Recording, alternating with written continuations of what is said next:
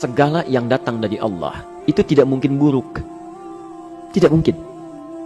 Kenapa kita diminta untuk taat dengan mutlak? Karena segala yang datang dari Allah pasti baik. Ya, pasti baik. Karena Allah menurunkan segala maslahat sesuai kebutuhan kita. Cuma manusia kadang-kadang, menginginkan sesuatu dengan pikiran pendeknya yang bukan kebutuhannya. Al-Baqarah 216. Agak pelan-pelan kita ya.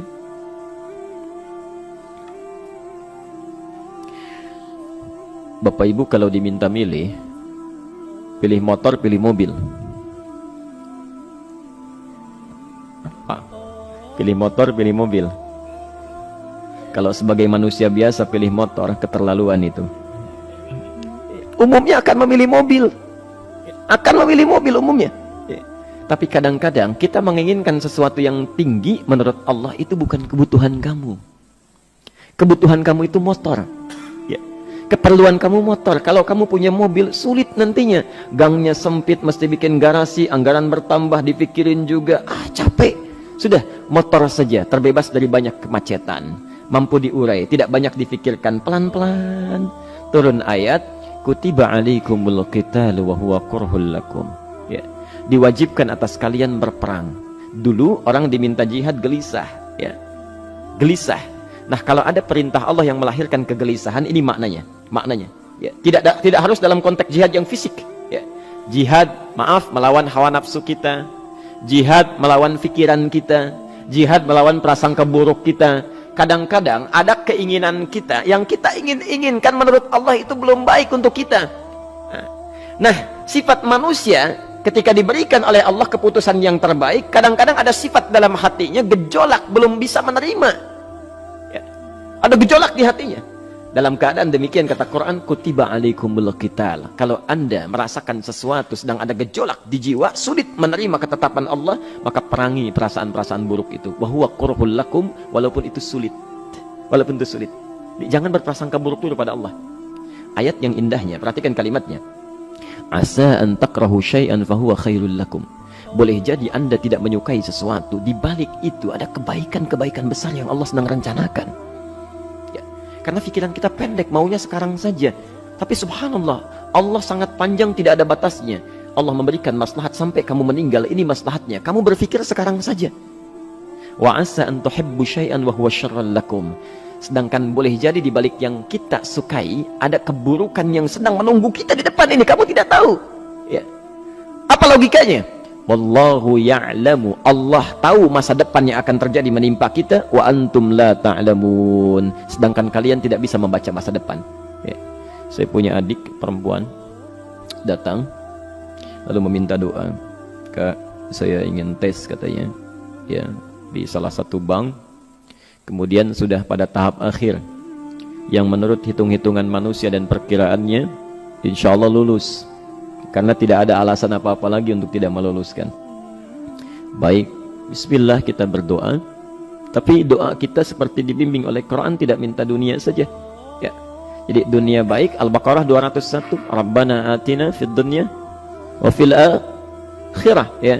Dunia minta baik, akhirat minta baik. Tapi aturan dunia dan akhirat ini jangan disebandingkan, rugi. Dunia itu kecil, ya, akhirat lebih besar. Dunia itu kecil. Makanya diatur di Al-Qasas ya, ayat 77 sampai 78 itu. Aturannya wabtaghi fima atakallahu daral akhirah wa la tansa nasibaka minad dunya. Minta seluas-luasnya akhirat, tapi dunia jangan berlebihan. Ya. Sekedar mencukupi kebutuhan kita saja. Ya. Pakaian, Bapak Ibu sekalian, ya, kita beli pakaian sesuai kebutuhan saja, jangan berlebihan ya. Cukup ketika kita akan sholat, layak, indah dalam pandangan Allah. Ketika kita akan bermuamalah, bagus, tidak mengecewakan orang lain, sudah.